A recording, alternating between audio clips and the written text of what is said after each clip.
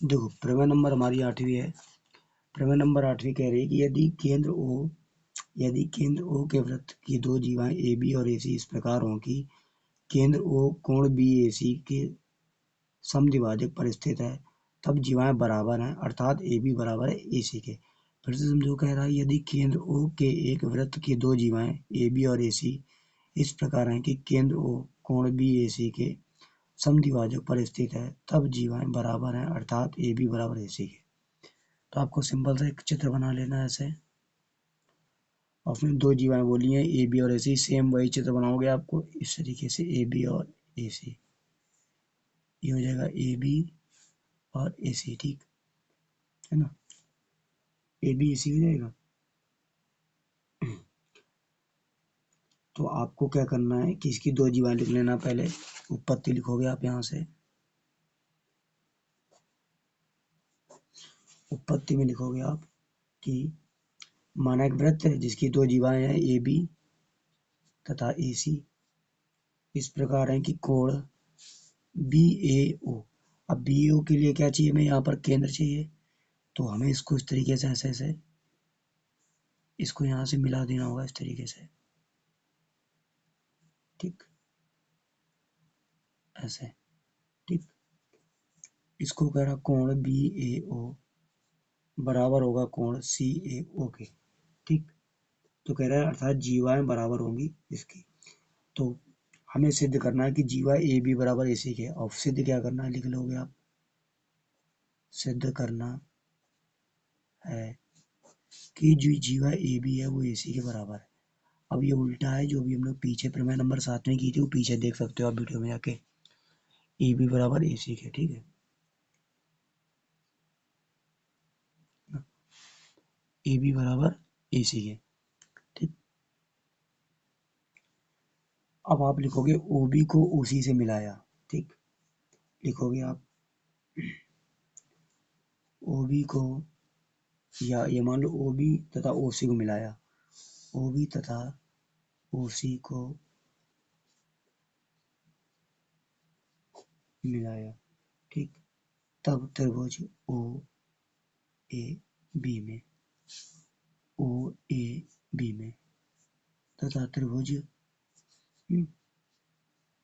ओ ए बराबर होगा O B के, ओ ए बराबर होगा ओ बी के। ये क्या है, रेडियस है, ठीक। और हमको ये भी पता है, चूंकि हमें ये भी पता है कि भुजाओं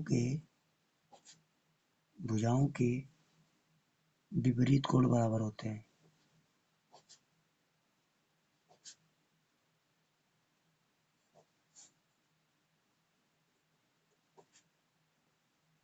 ठीक।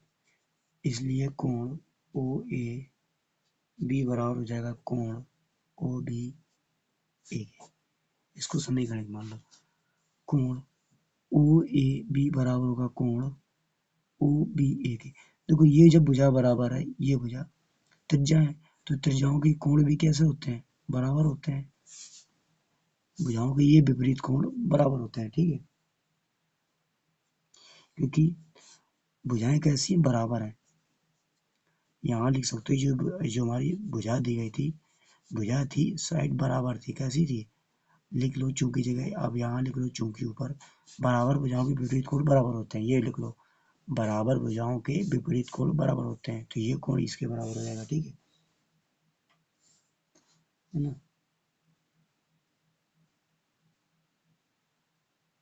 अब इसी प्रकार त्रिभुज ओ ए सी में ओ ए बराबर होगा ओ ए बराबर होगा ओ सी के, रेडियस, ठीक। तो ये भी कोण क्या होगा, ये जो कोण होगा इस कोण के भी बराबर होगा। तो कोण लिख सकते हो, कोण ओ बी बराबर होगा कोण ओ ए सी के, ठीक है ना। इसको मान लो समीकरण दो, ठीक। क्योंकि वही सेम है, बराबर भुजाओं के विपरीत कोण कैसे होते हैं, बराबर होते हैं। अभी हम लोगों ने पढ़ा, तो ओ ए बी बराबर होगा ओ ए सी के, ठीक है ना।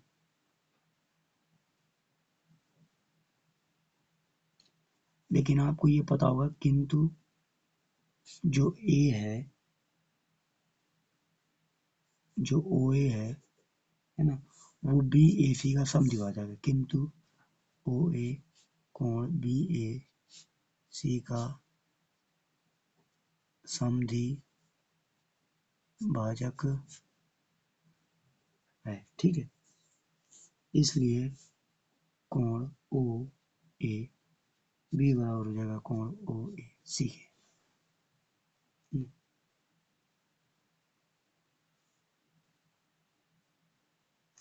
ये जो हम लोग लिखा है ओ सी ए, यहाँ पर ये होगा बेटा, ये वाला ओ सी ए होगा। देखो ये जो कोण ये बराबर होगा कोण ओ ए बी के बराबर होगा ओ सी ए के। देख लेना ध्यान से ये वाला, ठीक है। ओ ए बी बराबर होगा ओ सी ए के, ठीक है, ये ओ सी ए के यहाँ लिख दे रहा है ओ सी ए के बराबर होगा, ठीक है, ये ठीक है ना।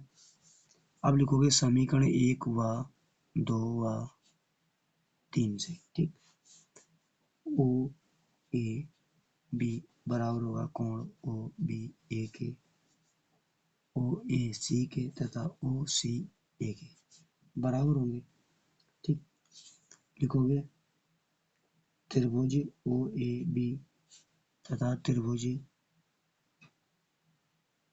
ओ ए सी में, त्रिभुज ओ ए बी तथा ओ ए सी में कोण ओ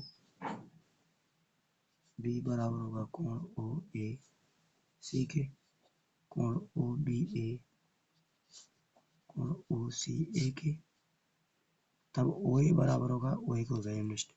देखो कह रहा कोण ओ ए बी बराबर होगा ओ ए सी के, ये वाला, और ओ बी ए बराबर होगा ओ सी ए के।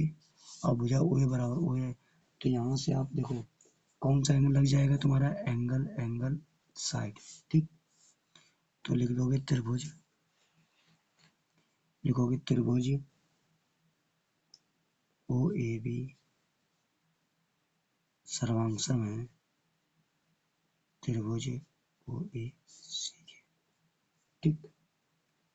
अब देखो क्योंकि चूंकि ये सर्वांगसम हो गया, चूंकि त्रिभुज क्या हो गया, सर्वांगसम हो गया, तो लिख सकते हो सर्वांगसम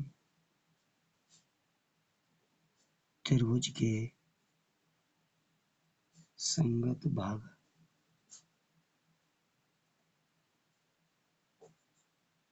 बराबर है, इसलिए ए बी बराबर होगा ए सी, ठीक।